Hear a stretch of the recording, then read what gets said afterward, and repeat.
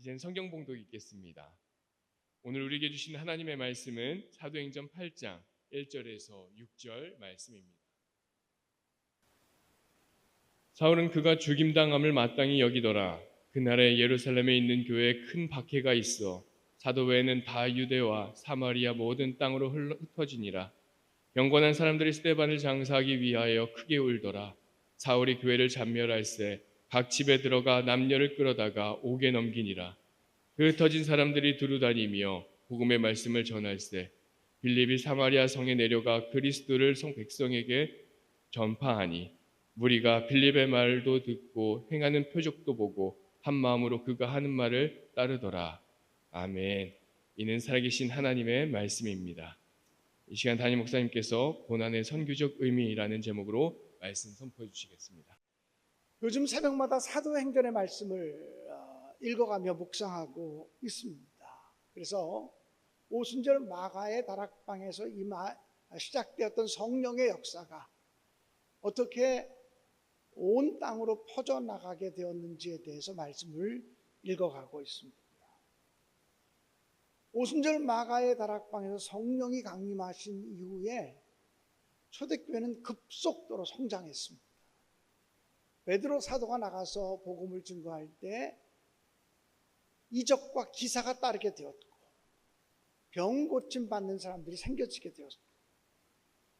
그래서 베드로 사도가 나가서 말씀을 전하면 우리가 어찌할꼬 가슴을 치며 회개하는 사람들이 주님께 돌아오기 시작했고 어떤 날은 하루에 3,000명씩이나 한꺼번에 주님께로 돌아오는 일이 생겼다고 기록하고 있습니다.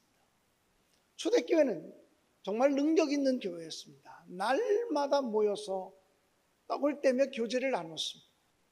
하루도 보지 않으면 안 될 정도로 주님을 향한 간절한 사모함과 갈망이 커서 날마다 모여서 서로 떡을 떼며 친교를 나누고 그리고 하나님께 영광 돌리는 공동체였습니다.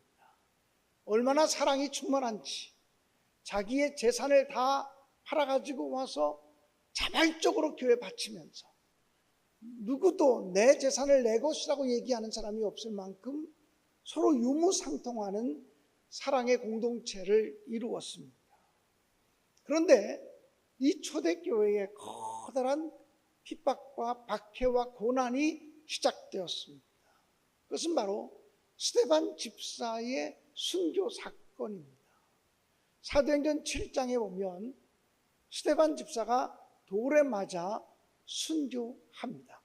그리고 스데반 집사를 순교하게 하는데 가장 앞장섰던 사람이 사울이라고 하는 청년이었음을 성경은 아주 명백하게 밝혀주고 있습니다. 이 사울이라고 하는 청년이 후에 바울 사도로 회심하여 변화된 인물이라고 하는 사실은 우리가 너무나 잘 아는 사실입니다. 그런데 스데반 집사가 돌에 맞아 순교했을 때 사울이라고 하는 청년은 그것을 마땅하게 여겼다. 스데반을 돌로 쳐 죽이는 것을 아주 마땅하게 여기면서 조금 더 마음의 양심의 가책이나 이런 걸 느끼지 않았다고 성경은 기록하여 그때로부터 예루살렘 교회에 대한 무서운 핍박과 박해가 시작되었다고 성경은 증언하고 있습니다. 사울은 각 집으로 들어가서 예수 믿는 사람들을 색출해서 잡아다가 옥에 가두고 그리고 매질하고 이런 일들을 했다고 성경은 기록하고 있습니다. 너무나 그 박해가 커서 예루살렘 교회가 12명의 사도들만을 남긴 채 흩어지기 시작했습니다.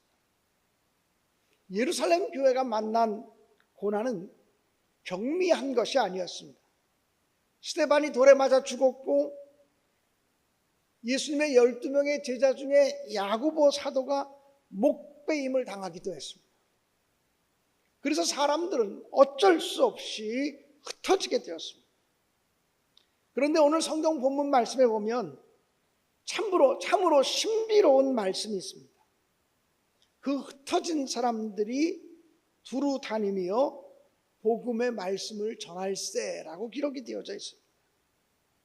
흩어졌다라고 하는 것은 앞에서 말씀드린 것과 같이 매우 수동적인 사건입니다. 자기들이 예루살렘을 떠나고 싶어서 떠난 것도 아니고 예루살렘에서 흩어지기 위해서 자발적으로 행동한 것이 아니었습니다. 억지로 되어진 일이었습니다. 그런데 핍박과 고난과 환난 때문에 살기 위해서 억지로 흩어졌던 초대교회 성도들이 두루 다니며 복음의 말씀을 전할세라고 기록되어 적고 있습니다. 두루 다니며라고 하는 것은 매우 능동적인 사건, 매우 자발적인 사건. 흩어진 것은 타의에 의해서 억지로 흩어진 것인데 초대교회 성도들은 그 수동적으로 흩어지게 된 사건을 매우 능동적인 사건으로 변화시켰다라고 하는 사실을 성경은 우리에게 증언하고 있습니다. 사랑하는 여러분, 원하지 않는 고난이었지만 고난의 의미를 찾았다라고 하는 의미죠.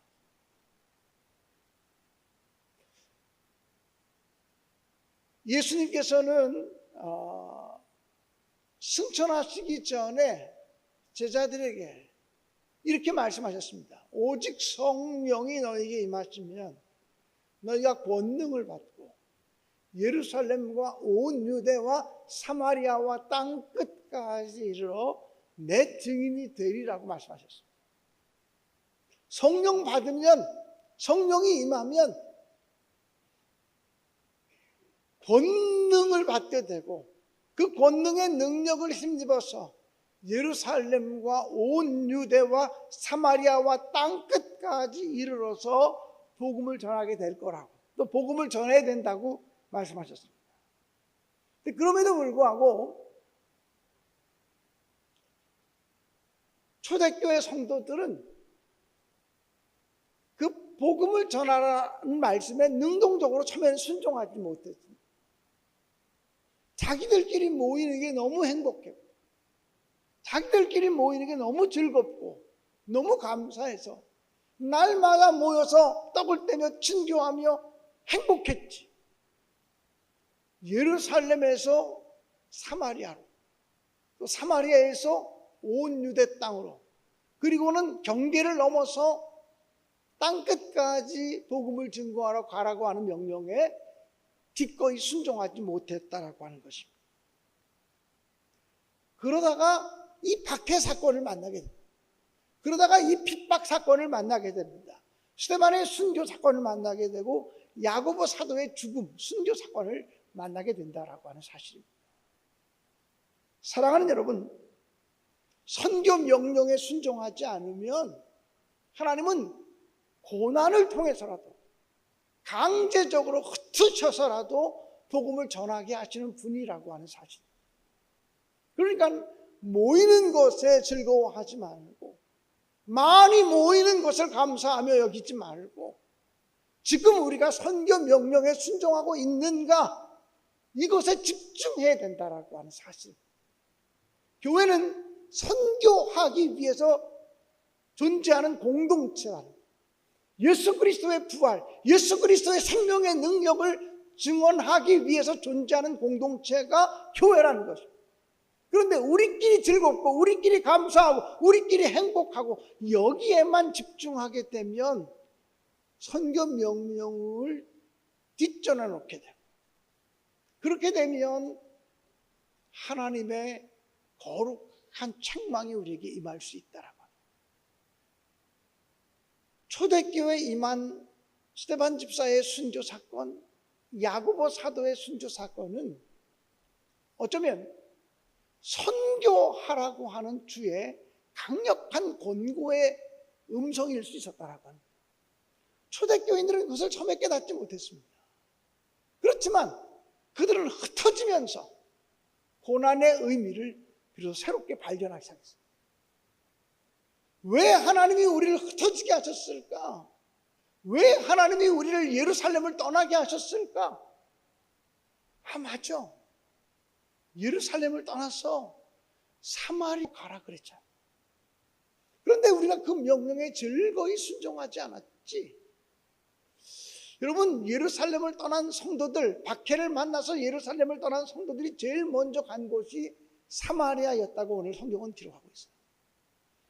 7 집사 중에 한 사람인 빌립 집사가 사마리아에 가서 복음의 말씀을 증거했다는 거예요.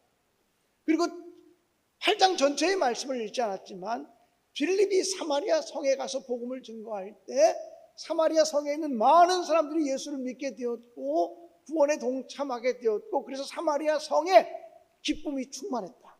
그 성에 기쁨이 가득하더라 라고 하는 말씀이 기록되어져 있는 것을 보게 됩니다.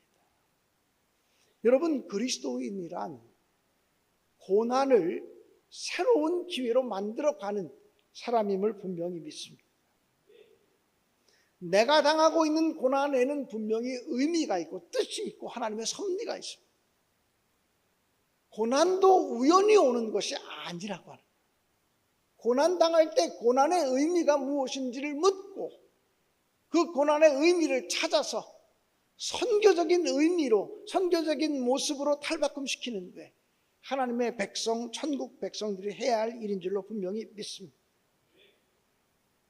여러분, 요셉도, 족장 요셉도 이유를 알 수 없는 고난을 만납니다. 그러나 고난 때문에 좌절하고 절망하고 낙심하지 않고 고난을 축복의 기회로 바꾸어 갑니다. 결국 그는 충성하고 헌신함으로 애굽의 총리 대신 돼서 나 하나 잘 먹고 잘 살고 높아지고 출세하고 이게 목적이 아니라 자기 민족, 자기 백성을 구원하는 존재로 쓰임받게 된다라고 합니다. 다니엘은 젊은 청년 시절에 바벨론의 포로로 잡혀갔어요. 그러나 포로로 잡혀갔지만 그 고난을 축복의 기회가 되도록 선용했다라고 합니다. 다니엘의 세 친구 사드락과 메삭과 아벳느고도 믿음을 지키다가 고난을 만났지만 그 고난 때문에 좌절하고 넘어지고 쓰러진 것이 아니라 고난의 의미를 찾아서 오히려 더 하나님께 영광 돌리는 일들로 쓰임받게 되었다고 하는 사실을 성경은 증언하고 있습니다. 여러분, 이런 일이 어찌 성경에 한두 건이겠습니까? 믿음의 사람들은 고난을 기회로 바꿔가는 사람들, 고난의 의미를 찾아서 더 놀라운 하나님의 역사에 동참하는 사람들이 믿음의 사람이라는 사실을 명심하시기를 주님의 이름으로 간절히 축원합니다. 선교 명령에 순종하지 않으면 하나님은 흩으셔서라도 강제적으로 하나님의 복음을 증거하게 하실 수 있다라고 하는 사실을 명심하시기를 간절히 바랍니다. 사랑하는 여러분, 고난 속에서도 우리가 해야 할 일을 찾는 삶, 그것이 저는 그리스도인의 삶의 모습이라고 분명히 믿습니다. 제가 예전에 어떤 선교 공동체를 섬긴 적이 있습니다. 선교단체를 섬긴 적이 있었는데 대표로서 섬겼습니다. 근데 그 공동체에 굉장히 큰 갈등 요소가 생겨진 적이 있습니다. 서로 분열과 다툼이 일어날 만한 갈등 요소가 생겨진 적이 있었습니다. 그때 하나님께서 저에게 주신 말씀도 사도행전 8장의 말씀이었습니다. 왜 우리 공동체에 고난이 오는가? 왜 우리 공동체에 환난이 오는가? 능동적으로 선교해야 되는데 선교하지 못하기 때문에 이런 일들이 생겨지는구나 라고 판단하게 되었고, 그때부터 그 공동체가 해외 선교에 대한 문을 열기 시작했습니다. 그래서 해외 선교에 대한 문을 열면서 선교사들에게 한 500명 이상의 선교사들을 훈련시키는 굉장히 놀라운 역사를 이루게 되었다고 하는 사실을 간증으로, 고백으로 가지고 있습니다. 사랑하는 여러분,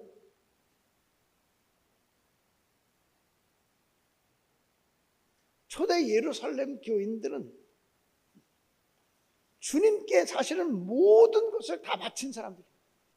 시간도, 물질도, 재능도, 자기 가정까지도 모든 것을 주님의 몸된 교회를 위해서 바치고 헌신한 사람들입니다. 그럼에도 불구하고 고난당했습니다. 그럼에도 불구하고 환난을 만났습니다. 그 의미는 내가 개인적으로 받는 환난이나 역경보다 선교 명령에 순종하기 훨씬 소중하다라고 하는 사실을 가르쳐 주시기 위함이라고 하는 사실입니다. 사랑하는 여러분, 원치 않는 고난을 만날 때 내가 주님께 충성했는데, 내가 주님께 헌신했는데 왜 나에게 이런 고난이 오지? 이렇게 묻지 말고, 이 고난을 통해서 하나님이 이루시려고 하는 뜻이 무엇일까? 이것을 묻고 행동하는 제가 되고 여러분이 되고 우리 모두가 되어질 수 있기를 주님의 이름으로 간절히 축원합니다. 예루살렘 교회에 일어난 핍박과 고난과 박해 때문에 비로소 사마리아로 흩어지게 되었고, 또 그 사람들이 더 나가서 온 유대 땅으로 흩어지게 되었고, 그 사람들이 더 나가서 안디옥이나 이방인의 지역까지 가서 복음을 증거하게 되었고, 또 그 사람들에 의해서 소아시아 각 지역으로 복음이 증거되게 되었고, 그들에 의해서 유럽이 복음화되게 되었고, 그들에 의해서 아메리카 대륙이 복음화되게 되었고, 그들에 의해서 또 아시아 대륙이 복음화되는 놀라운 역사가 일어나게 되었다고 하는 사실을 기억하십시오. 사랑하는 여러분, 선교 명령에 순종하는 것보다 더 귀한 명령은 없습니다. 선교 명령에 순종하는 것보다 더 귀한 충성은 없습니다. 그러므로 우리 신내교회 공동체도 우리가 당하고 있는 여러 가지 일들 속에서 선교하기를 원하시는 하나님의 뜻을 발견하는 교회가 되어질 수 있게 되어지기를 주님의 이름으로 간절히 축원합니다. 여러 번 얘기했지만 저희 교회는 교회를 건축하면서도 선교비를 줄이지 않았던 교회입니다. 교회를 건축하는 과정 속에도 구제비를 줄이지 않았던 교회입니다. 하나님이 기뻐하시는 방법으로 하나님의 교회를 섬기겠습니다. 모든 교우들이 이 고백을 가지고 전진했을 때 하나님이 놀라운 역사를 허락하신 교회가 저는 신내교회라고 저는 분명히 믿습니다. 그러므로 오늘도 지금도 우리가 하나님이 기뻐하시는 것이 무엇일까? 하나님이 원하시는 것이 무엇일까? 여기에 집중하면서 헌신하고 충성하고 힘을 모으고 마음을 모아 달려가는 그런 선교 공동체가 되어질 수 있기를 주님의 이름으로 간절히 축원합니다. 우리를 통해서 더 놀라운 선교의 역사가 펼쳐질 수 있게 되어지기를 간절히 소망합니다.